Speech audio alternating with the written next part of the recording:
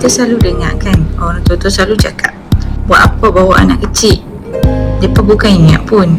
Memang mereka mungkin takkan ingat, tapi kami yang bawa mereka akan ingat sampai bila-bila. Sebelum ni kami hanya bawa anak kami round-round Malaysia je, yang jauh pun kami pergi Hat Nyai. Tapi kali ni kami cabat diri kami untuk bawa 2 orang anak kami, satu 5 tahun dan satu lagi 8 bulan. Si adik itulah paling orang takut sebab kami nak bawa ke tempat sprinter, tapi kami dah prepare betul-betul untuk dia. Yang abang pula dengan ragam abang, tak mau makan, nak makan tu, nak makan ni. Kadang-kadang dia minta makanan yang tak ada pun dekat situ. Si adik 2 benda je, tak nangis, tak nak duduk stroller. Tu je kak. Tapi semua kenangan untuk kami sampai bila-bila.